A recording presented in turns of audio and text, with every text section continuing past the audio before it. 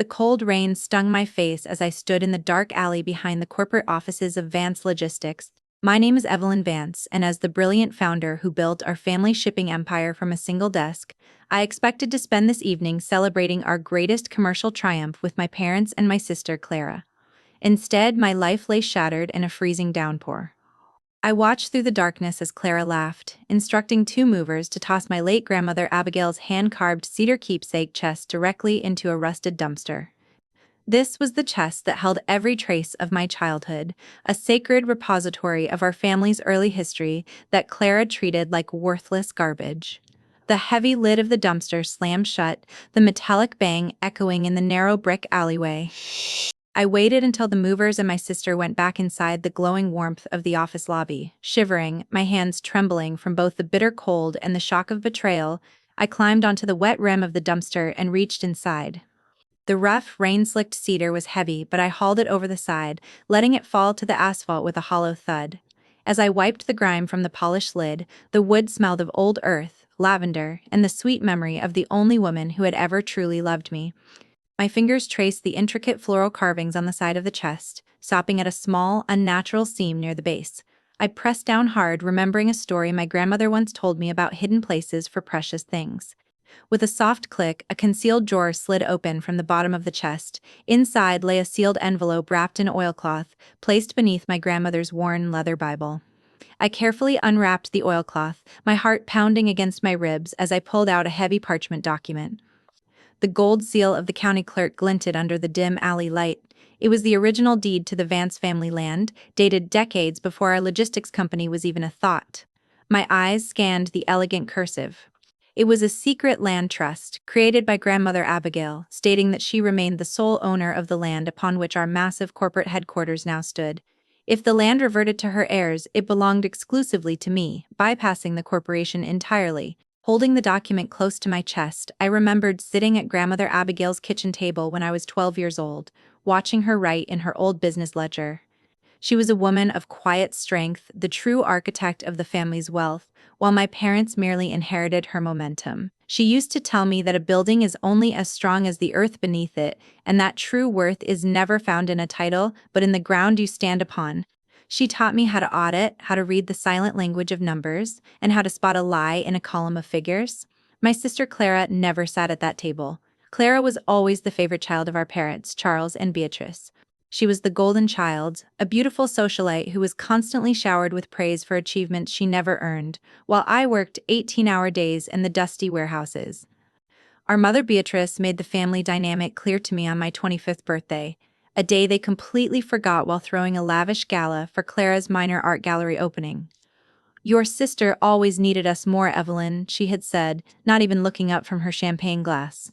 "We never expected much from you because you are strong enough to handle the background, but Clara deserves the family legacy. She is the face of this family, and she needs the business to secure her future." That sting of rejection had driven me to build Vance Logistics into a powerhouse, hoping that my parents would finally see my worth. I kept the original, uncorrupted business ledger hidden away, a meticulous record of every dollar we earned from the very beginning. But my dedication only made me a target for Clara and her manipulative fiancé, Marcus, the man my parents had appointed as our new chief executive. The true depth of their cruelty manifested an hour later at the Grand Corporate Gala, a high society event broadcast live to millions of viewers and potential investors. The ballroom was a sea of glittering diamonds, expensive tuxedos, and flashing cameras, celebrating a pending $100 million buyout of our company. I stood near the back, wearing a simple dark dress, watching Clara and Marcus take the stage under the brilliant spotlight. My parents stood beside them, their faces glowing with pride. Marcus cleared his throat, adjusting the microphone as the room fell silent. "Tonight, as we prepare to merge Vance Logistics with a global conglomerate, we must also purge the rot from our foundation," Marcus said, his voice echoing through the speakers. He gestured to the massive projection screen behind him. Suddenly, fake bank statements and forged wire transfers flashed onto the screen, showing my digital signature authorizing the embezzlement of $5 million from the company's reserve accounts. A collective gasp rippled through the audience. I froze, the blood running cold in my veins as the cameras turned toward me, their bright lights blinding my eyes. My sister Clara stepped forward, her eyes squeezed shut as she feigned tears into a silk handkerchief. It breaks my heart to reveal that my own sister, Evelyn, has been systematically stealing from our family and our hardworking employees. Clara sobbed into the microphone. She has betrayed everything our grandmother built. My mother, Beatrice, took the microphone from Clara, her voice cold and devoid of any maternal warmth as she glared at me. "We have no daughter named Evelyn," Beatrice said, her words broadcast live to the world. "We publicly disown her from this family and banish her from the company she has so deeply disgraced." My father, Charles, stepped to the edge of the stage, pointing a trembling finger at me. "Give Clara your office keys and leave this building immediately, Evelyn," he demanded. "You are a thief, and you are no longer welcome in our lives." Security guards closed in on me, their heavy hands grabbing my arms as the crowd whispered and pointed. I did not scream, nor did I cry in front of them. I maintained my dignity, standing tall as they stripped my security badge from my neck and escorted me out into the freezing rain, leaving me with nothing but the clothes on my back and the wet cedar chest in the alley. The humiliation did not end at the corporate ballroom. Desperate for shelter, I drove to the family estate, the grand manor house where I'd grown up, hoping to at least gather my personal belongings. When I arrived, the iron gates were locked. I used my old spare key to enter through the servants' entrance, walking quietly up the grand staircase to my childhood bedroom. I pushed the door open, and my breath caught in my throat. The soft lavender walls that grandmother Abigail and I had painted together were gone, covered in a stark, clinical white. My childhood bed, my books, and my academic awards had been completely cleared out. In their place stood rows of custom shelving, filled with Clara's designer shoes and handbags. I walked out to the driveway and found 3 black plastic trash bags sitting by the curb in the mud. Inside were my childhood photographs, my degrees, and the handmade quilts my grandmother had sewn for me. Clara had systematically erased every trace of my existence from the family home. I sat on the wet gravel next to the trash bags, holding a muddy, cracked picture frame of grandmother Abigail holding me as a child. The rain poured down on me, mixing with the tears I could no longer hold back. I sobbed in the dark, my shoulders shaking as the sheer weight of the betrayal crushed my chest. I wondered if the fight was even worth it. I asked myself why I had spent my entire life trying to please parents who could discard me like trash, and a sister who wanted to steal my very identity. But as my fingers brushed against the wet wood of the cedar chest in my car trunk, I remembered my grandmother's voice, steady and clear in my mind. "The truth does not fear the fire, Evelyn." I wiped my face, my tears drying as a cold, sharp resolve took their place. They had stolen my company, my family, and my home, but they could not steal the truth. I packed my ruined belongings into my car and drove away from the estate, leaving the darkness behind me. The next morning, I began my quiet, tactical counterstrike. I rented a small, nondescript office space on the edge of the city and contacted Leo, our former IT manager. Leo had been quietly fired by Marcus 3 weeks prior for asking too many questions about the company's digital ledger. Leo met me in the dim office, his face pale but determined as he opened his laptop. "I knew they were setting you up, Evelyn," Leo said, showing me a series of encrypted system logs. "Marcus used your old administrative credentials from an IP address registered to his personal penthouse. He created the fake wire transfers at 3 in the morning while you were asleep. He handed me a flash drive containing the forensic digital footprint of the entire frame-up." "Thank you, Leo," I said, my voice steady. "This is the first piece of the puzzle." Next, I hired a certified forensic handwriting analyst to examine the signatures on the corporate land registry. For years, Clara and Marcus had claimed that grandmother Abigail had signed over the deed of the headquarters land to the corporation before she passed away.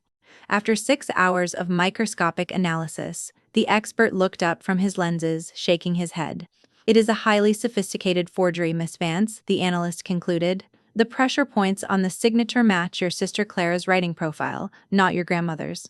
Abigail Vance never signed this land over to the company." I held the forged document in one hand and the true, oilcloth-wrapped deed in the other. I had them. The land beneath the multi-million-dollar corporate headquarters did not belong to Vance Logistics, it belonged to me. Armed with this evidence, I scheduled a private meeting with Clara and Marcus at the office, hoping to give them one chance to settle this quietly and clear my name. They sat across the long glass boardroom table, holding hands and looking at me with pure amusement. "You are wasting your time, Evelyn," Marcus sneered, leaning back in his expensive leather chair. "Who is going to believe a disgraced embezzler over us?" Clara laughed, twirling a diamond ring on her finger. The merger is in 48 hours, dear sister, Clara said. Arthur Sterling is buying Vance Logistics for $100 million, and we are leaving for the French Riviera. You can keep your little paper documents, you are nothing to us, but my quiet confidence shook them more than any anger would have. I stood up, gathered my files, and walked out without saying another word. The next afternoon, the hammer fell. I was preparing my legal filings when my phone rang. It was Leo, his voice trembling and filled with panic. "Evelyn, they found out I was helping you," Leo whispered, the sound of traffic loud in the background. "Marcus's lawyers threatened to sue my family into bankruptcy. They said they would prosecute me for violating my non-disclosure agreement. I can't testify for you. I have to go." Before I could reply, the line went dead. At the same moment, a news alert popped up on my phone. The merger hearing had been accelerated. Because of the public scandal, the board and Arthur Sterling had moved the final acquisition and probate signing to tomorrow morning at 9. I sat in the silence of my small office, the walls closing in on me. Without Leo's live testimony, the digital evidence would be tied up in corporate litigation for years, long after the merger was finalized and the money was moved to offshore accounts.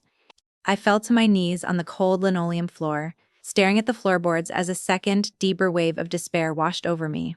I had the truth in my hands, yet the corrupt machinery of my family's wealth was about to crush me anyway. I felt completely defeated, wondering if justice was just an illusion for people like me. I closed my eyes, holding the silver locket my grandmother had given me, praying for a sign, for strength, for anything to keep me from breaking completely. The hope came from an unexpected source. Later that evening, a sleek black town car pulled up outside my office. A tall, distinguished gentleman in his late 60s stepped out, carrying a leather briefcase.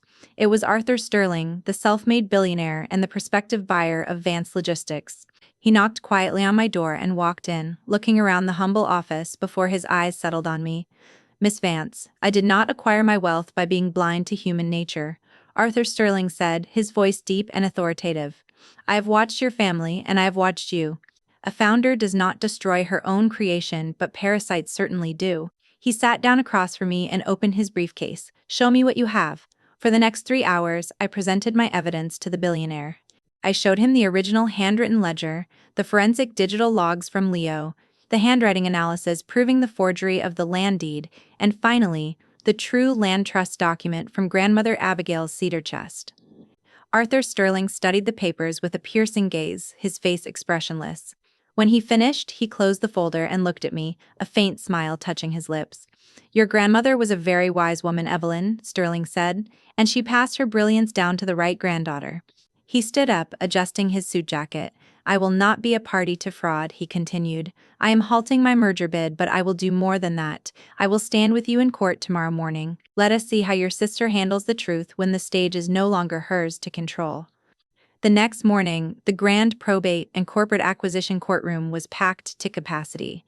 The media was present, cameras flashing, as Clara, Marcus, and my parents sat at the front table, surrounded by a team of high-priced lawyers ready to sign the $100 million merger. The judge, a stern woman with decades of experience, called the court to order. Marcus stood up, holding a pen with a triumphant grin. "Your Honor, we are prepared to finalize the sale of Vance Logistics and its physical corporate assets," he announced. Before the judge could speak, the heavy oak doors at the back of the courtroom swung open. I walked in, my head held high, wearing a sharp, tailored dark suit. Beside me walked Arthur Sterling and my lead legal counsel. The courtroom erupted into whispers. My mother, Beatrice, stood up from her gallery seat, her face turning red with anger. "What is the meaning of this?" she shouted. "Remove this thief from the courtroom." The judge banged her gavel, her voice booming through the room. Silence. My attorney stepped forward, presenting a thick legal binder to the court bailiff. "Your Honor, we are filing an emergency injunction to halt the sale of Vance Logistics," my attorney declared. "We submit evidence of a major corporate forgery, along with the original Vance family land trust." Clara laughed nervously, looking at Marcus. "That is ridiculous," Clara cried. "We own the headquarters. Our grandmother signed it over to us years ago." The judge reviewed the forensic handwriting analysis and the original county-sealed land trust deed that I had pulled from the cedar chest. Her eyes narrowed as she compared the documents. "This court finds that the signature on the corporate land transfer is indeed a highly probable forgery," the judge stated, her voice echoing in the silent room. Furthermore, this original trust deed clearly stipulates that the land beneath Vance Logistics headquarters remains the sole property of Evelyn Vance. I stepped forward, looking my sister directly in the eyes. My voice was calm, dignified, and carried the weight of absolute authority. Since the land beneath your building belongs to my private trust, and since you have occupied it under a forged agreement, I am officially denying your lease, I said. I am issuing an immediate eviction order. You have 2 hours to vacate my property. Marcus's face went completely pale, his pen falling from his hand. This is impossible, he stammered. The merger cannot proceed without the physical headquarters. Arthur Sterling stepped forward, his presence commanding the room. The merger is dead, Sterling announced, looking at the cameras. I am withdrawing my bid. I do not do business with common thieves and forgers. At that moment, 2 state police investigators stepped into the courtroom. They walked past my parents, straight to the front table, and produced arrest warrants. Marcus and Clara Vance, you are under arrest for corporate fraud, forgery, and grand larceny, the officer said, placing handcuffs on my sister's wrists. Clara began to scream, her perfect facade crumbling into ugly tears as the cameras captured every second of her disgrace. Marcus put his hands over his face, weeping as he was led away in handcuffs alongside her. My parents stood frozen in the gallery, their faces pale and hollow as the realization of their complete financial ruin washed over them. Without the merger money, and with the headquarters evicted, the company was bankrupt. As the courtroom cleared, my parents rushed toward me, their faces suddenly twisted into desperate smiles. My mother, Beatrice, reached out to grab my hand, her voice trembling. "Evelyn, sweetheart, we didn't know." Beatrice pleaded, tears streaming down her face. "We were misled by Clara and Marcus. You are our brilliant daughter. You can save us from bankruptcy. Please settle this for the family." My father, Charles, nodded quickly behind her. "Yes, Evelyn, we always knew you had your grandmother's strength. Let's go home and discuss how we can rebuild this together." I looked at my parents, the people I had spent my entire life trying to please. I felt no anger, no hatred, and no desire for revenge. I only felt a profound, quiet pity. I gently stepped back, pulling my hand away from my mother's grasp. "You threw my grandmother's memory into a dumpster," I said, my voice soft but steady. "You erased my childhood and disowned me on live television." I looked at them one last time, seeing them clearly for what they were. I have no family left to protect except the memory of the woman who truly raised me. I turned my back on them and walked out of the courtroom, leaving their desperate pleas behind me in the empty hall. 3 months later, the morning sun rose over the hills, casting a warm, golden light across the manicured lawns of the old Vance estate. I had purchased the property back from the foreclosure auction, ensuring that the home grandmother Abigail loved would never belong to strangers. I stood on the grand front porch, holding a warm cup of coffee. Beside me sat the hand-carved cedar chest, fully restored, its wood smelling of fresh oil and sweet lavender.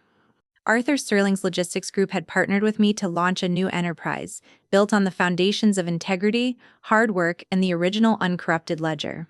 We were already thriving, employing hundreds of people who were treated with the respect and dignity they deserved. I walked down the porch steps and sat on the stone bench beneath the massive weeping willow tree in the garden, the very spot where I had cried in the rain weeks ago.